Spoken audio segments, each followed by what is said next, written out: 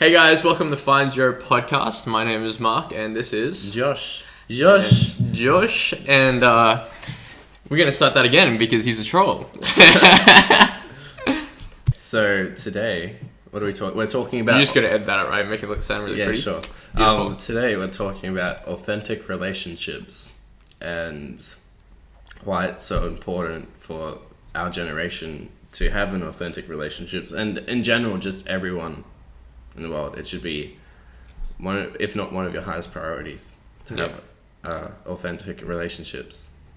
Yeah, so we're saying that it should be a priority in your life, and we believe that people in general in our society are very bad at creating authentic relationships, and that has kind of trickled down into our generation where finding a authentic relationship is actually quite rare nowadays. A lot of people have friends, and if anything, the social groups are bigger than they used to be. First things first, how would you describe an authentic relationship?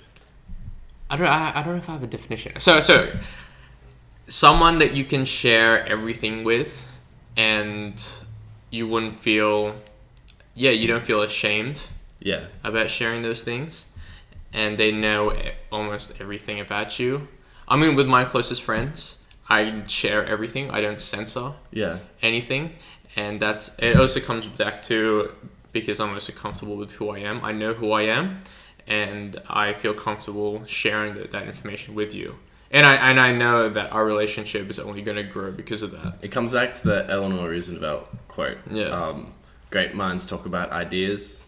Average minds talk about events. And small people talk about people.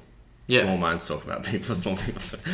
So it's kind of like that. If your relationship is kind of surface level, your friendship is surface level, you're just going to talk about other people or events. You're not going to talk about ideas that have been troubling you. Well, I don't even think it's that. It's not only amongst friendship circles, but it's even people's conversations nowadays anyway. And I think it always has been, but I think it's a little bit more accentuated nowadays. I guarantee ever since, now that you've heard that quote, small minds talk about people, average minds talk about events, and big minds? Great minds talk about ideas. Now that you've heard that, go to your friendship circle, where every time you go out for dinner, every time you go out clubbing, every time you go to work, just listen, just eavesdrop to other people's conversation and listen to what they said. Ever since I heard that quote, every time I go to work, everyone's always talking about what one person did on the weekend or what they're doing on the weekend. Or, what's the next event, what's the next concert, when Splendor in the Grass is on. It always comes back to what's going on and who's doing what. For me, that's what I've noticed. That's just one of those quotes that changes your mindset, and it's what is seen cannot be unseen. So what we're saying is that there's a very surface level problem with relationships right now, and that's halfly due to social media and just our environment, the way we've been brought up. It kind of triggers. Well, the basis of that is our mindset and our communication. Or lack thereof. What was the Harvard study? So this Harvard study, they started, I believe, in the 1930s. We're going to link it down below. It's a TED speech by a guy who is actually still conducting the survey. So it was on two different demographics. It was on Harvard students, and then it was also on, I believe it was kids from Boston or something of that nature, some impoverished neighborhood. And they gave them surveys and questionnaires, and they took their blood tests, and then they've continued the study all the way through until now, from the 1930s, and they've noticed that the people who have lived the longest is the people who have had long-lasting, authentic relationships. So throughout the thing, there's people who've gone through cancer, people who've gone through wars, people who've gone through different addictions in terms of drugs and alcohol. But no matter what, people who have lived the longest have been people who have had long-lasting, authentic relationships. When you told me that, I was just like, what? It's funny. I was asking around, and I was really interested to see.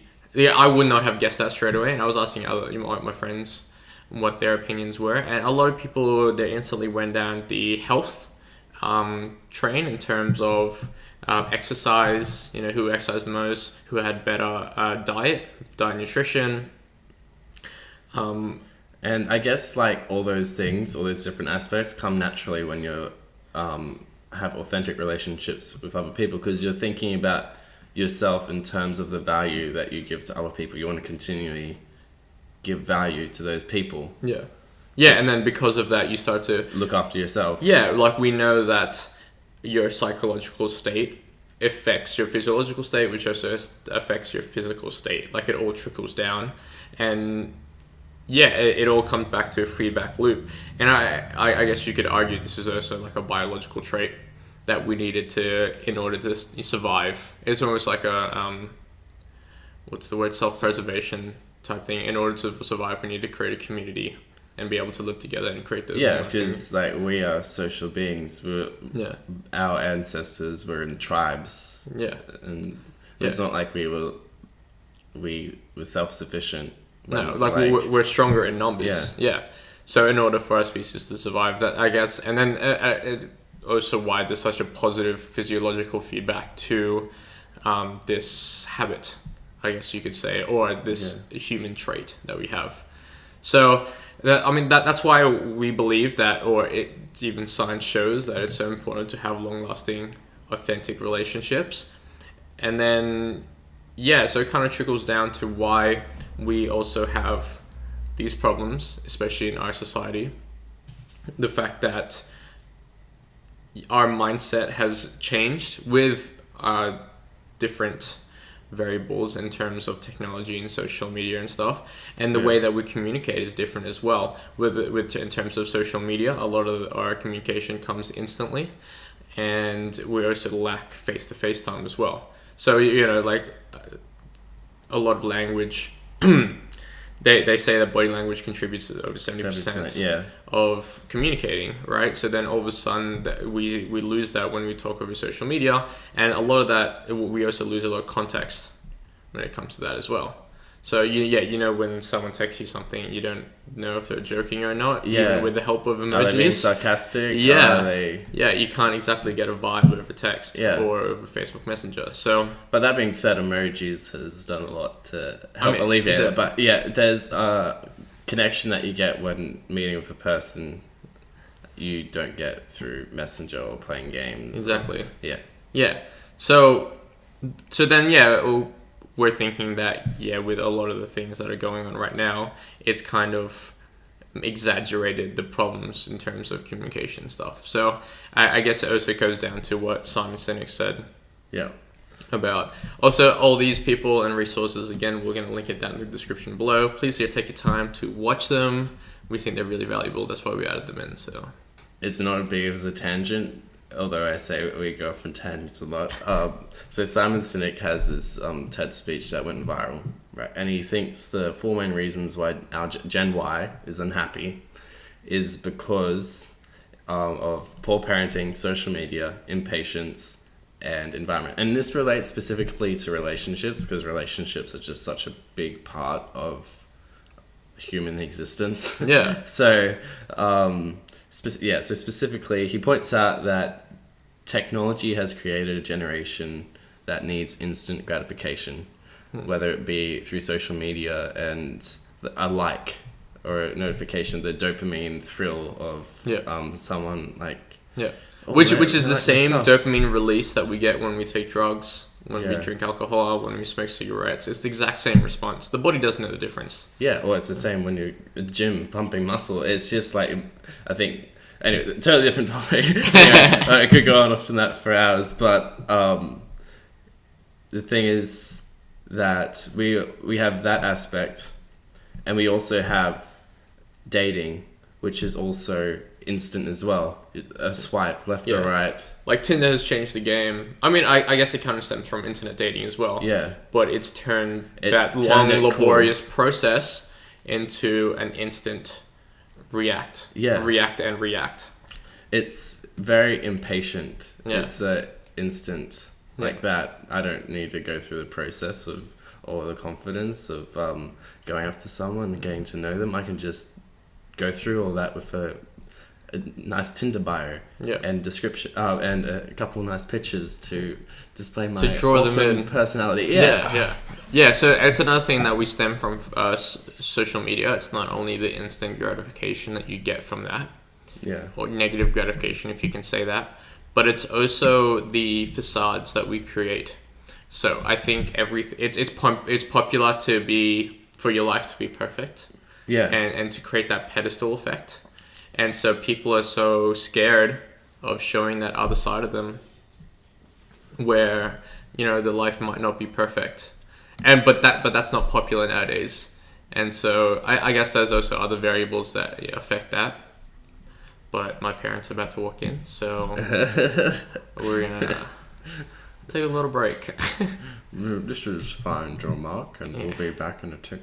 It's only Sean Connery. And the show, the lamb ate the grass. So bringing everything down, we went down to, we found the main problems being the mindset and communication, and the biggest causes. So Simon Sinek noted the 4 biggest variables of which influenced happiness and our generation, which was it was impatience, family, social media, and the last one, environment. Right. Environment. Yep. So which is kind of all of the above. The people we surround ourselves, school we've raised up on, neighborhood. Yeah, like it was also in the context of the TED Talk, because he gets this question all the time. I have problems with millennials in the workplace. Yeah, and them trying to transfer through and how it's totally different, and they weren't prepared for it. Yeah, and we're not prepared for it. Yeah. So another thing that we kind of want to. Who's the guy? I forgot to say the quote, but he's like, "You are the mean of the 5 people you surround yourself with." It was Jim Rohn, the motivational speaker. Good. We're gonna list that down below as well. Actually, you want to tilt the camera up a little bit? It's cutting off my head. It kind of goes back to this is one thing that me and Josh have argued about, or had a conflict of arguments about, is that if someone like a friend might have habits or traits that aren't desirable, or you want to consider successful, because it's inevitable that your friends will influence your behavior and your mannerisms. So you kind of want to limit your time that you spend with them because you don't want to pick it up. But then there's also the other side where you don't only think of what you can get out of a relationship, but also what you can provide to them.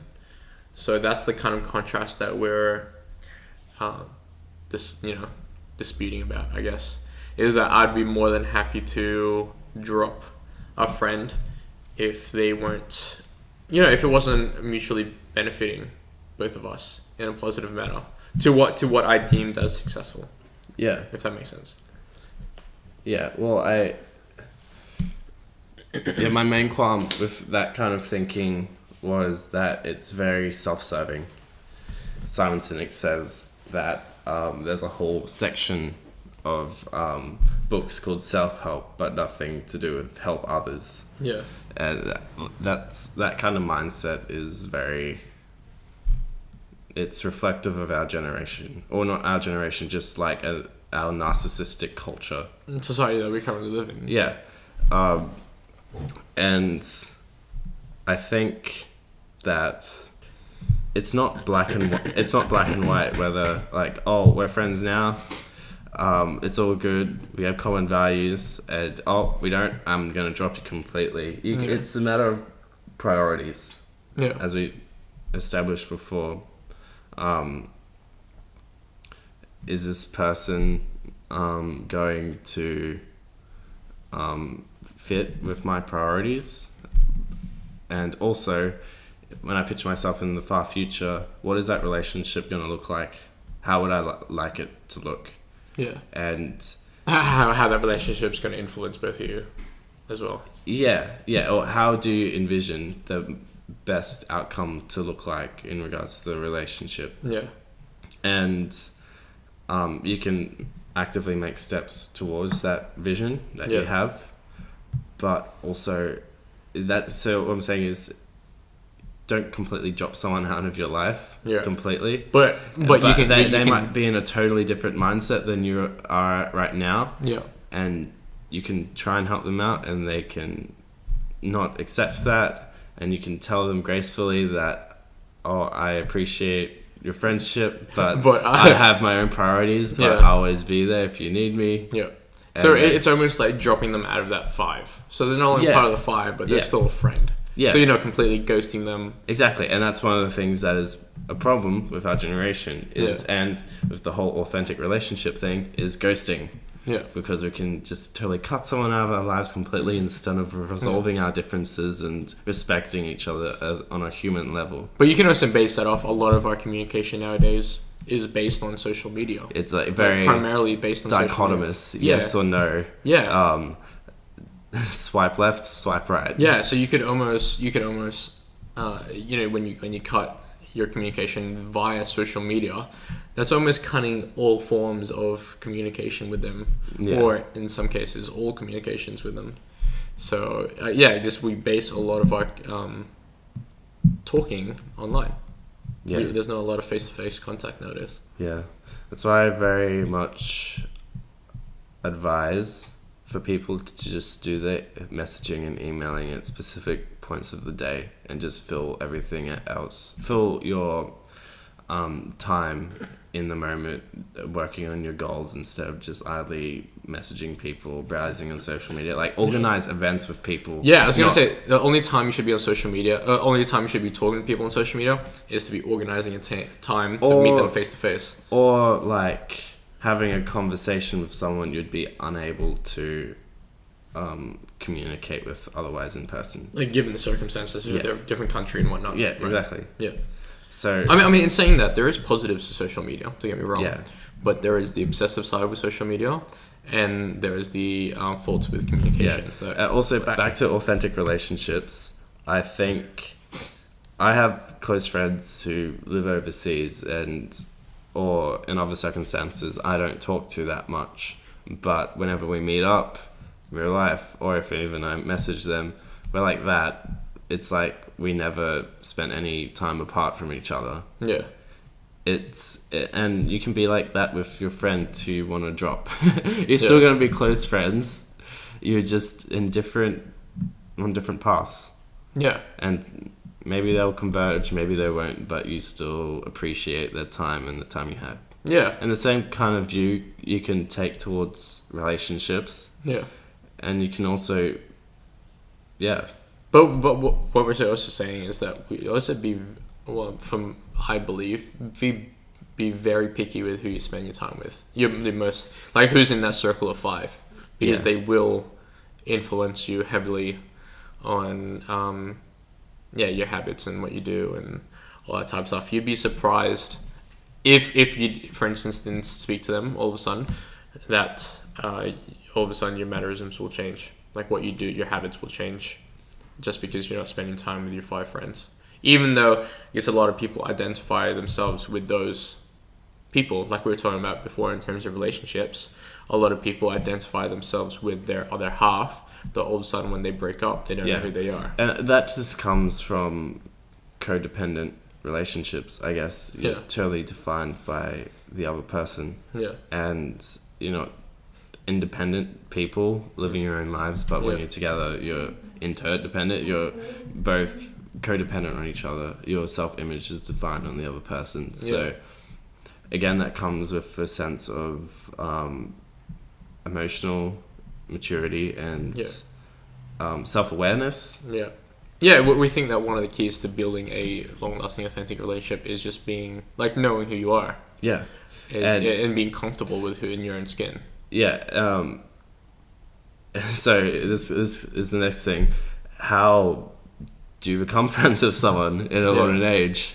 How do you create that authentic friendship? And through our research, I think we've found there was a great quote by it's funny because we're talking about how on our first day at high school, or first day at school, or anywhere you go, first day at work, you you talk to someone, you realize that you kind of have the same interests, the same sense of humor, and then you kind of like let's just hang out more, and then you kind of be friends. It's the same thing as in a relationship. You don't like say, hey, do you want to be my girlfriend? You just kind of spend more time with each other, and you kind of establish that relationship. So I think that's what also happens with friendships. You spend enough time with someone, and you feel comfortable to be to surround yourself with them, and then all of a sudden you're just labeled as friends. Yeah, it's such a weird concept when you think about it, but especially when you're younger, I think it becomes a lot more obvious when you get older.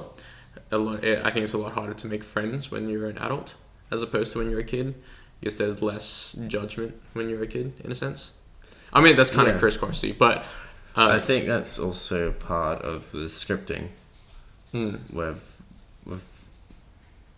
gotten from like, oh, I'm too busy to talk to this person, I've got this thing to do, or just life's so busy. Yeah, it's like the narrative that we write for ourselves. It's also, and it's like a defense mechanism, as opposed to tell ourselves, oh, we can't do that. Yeah. So, one of the, I reckon, key steps to becoming, it sounds very, it's not very sexy, like breaking it. How do you make friends? Loners in the world. It's like a step-by-step rule book. Like, authentic relationships, ones that get past the, oh, who's that person? Oh, I went out partying last weekend. It's going past simple minds and average minds. Be vulnerable. One of the things that I've found that like inspire not only great discussions but also the process of potential friendships, deep friendships, is posing a question of something that's been troubling you. Like, for example, it's too personal. Just do it, dude. We're trying to be truthful and genuine with the public. So. All right. Can exes be friends? I've asked a couple people that to gauge their opinion, and because it's a personal matter. It is, because it's currently happening. Thanks for pointing that out. And it's something that has been going through my mind. I've been asking heaps of people, trying to come to my own conclusions about it. Yeah, and I'd like to think that I have.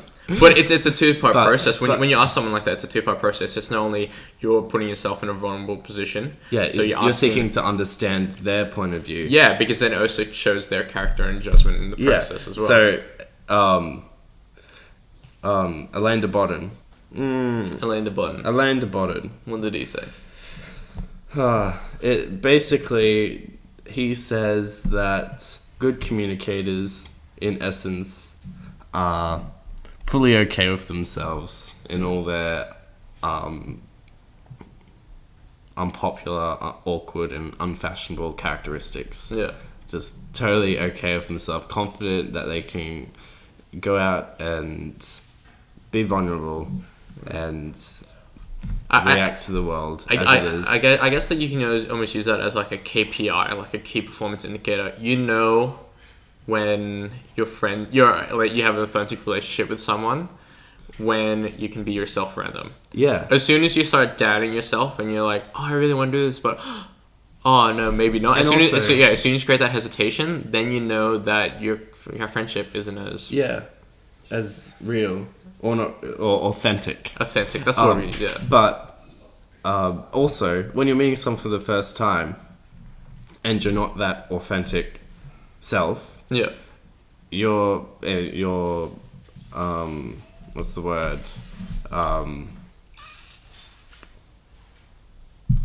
Self-censorship. Yeah. Censoring yourself. Yeah. You're not creating an authentic relationship. You're like creating a facade, which is just an extension of all the problems we've just previously mentioned about social media and creating this fake version of yourself. Yeah. So if you are authentically yourself, and that doesn't seem to be synergizing with the other person, or it seems to be working, you can come to the conclusion that maybe you two weren't going to be friends anyway. Yeah. It saves a lot of time. Yeah. Like, what's the worst that's going to happen? You're going to be... You expressed who you are. You tried to express. You tried to get the other person to express who they are, and it just didn't meld out. So what's the problem? There's billions of other people to talk to. I guess that's one thing, is that one, not everyone's compatible to be friends or anything like that, and then like what we're saying is that creating a relationship, whatever, whether it's romantically or platonic or even as a family, you go through layers. It's like an onion layer. So you go for the top surface layer, how you just talk about, surface level things, and then as you delve deeper. But a lot of people stay at the surface level for an extended period of time. If you're friends with someone for over a year... I was going to just pause you there. I would love to, or I really just want to try this in every interaction I have with new people, but just skip past surface stuff like that and see if it works. Yeah, I do generally. And some people tend to back away because they're kind of like, oh, that's too personal, I don't know you. It's not the fact that it's too personal, it's the fact that we haven't cut through those onion layers yet. And so, that's what we're saying, like everyone has to go through those process of peeling back those layers. But if you've been with someone for over a year, and you're still only talking about surface level stuff, and you're still censoring your true self towards that person, then maybe you guys aren't really friends. You aren't as good of a friend as you think you are. You're just an excuse to go drinking. You'll share something in common. Like we were talking about in our previous podcast about those weekend warriors. A lot of those cliques only hang out when they're drinking. If you told them that they're going to have a month of sobriety, how many times would those guys actually hang out with each other? Yeah. So it goes back to that self-censorship, and two, being true to who you actually are. So I guess that's an indicator of whether or not the friendship that you have with someone is actually a true, authentic relationship. Bada boom. So next kind of segment, I guess, would be, we found this article. Shout out Sammy. Sam Burley. We're going to give you a little... link to her Facebook profile. Give her a follow on Instagram. I'm sure she'd love it. So she talked about this article when she was dating, although we think this can be applied to any kind of friendship, right? So relationship. That's what we're saying about relationships. It's that no matter what form it comes in, it's all integrated. There is a base layer of friendship or in connection. or connection in terms of your romantic relationship or even your family. It's only then that it kind of branches out, but they all have the base foundation that they all share that in common. So we're talking about in terms of romantic relationship. We actually found this study where they said that you can fall in love in 7 minutes. Right? And but that kind of claim is pretty blanket. But the idea is that mutual vulnerability creates closeness. Yeah. And these sorry, say that again. That's very key. Say that again.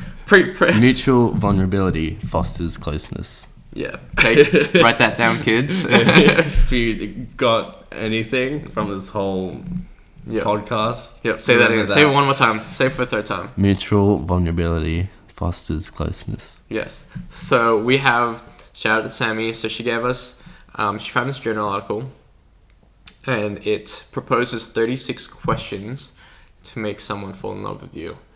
And it goes back to the questions you were asking before, how you're putting yourself out there, and you're also getting characteristics and opinions of the other person as well. So it makes them vulnerable.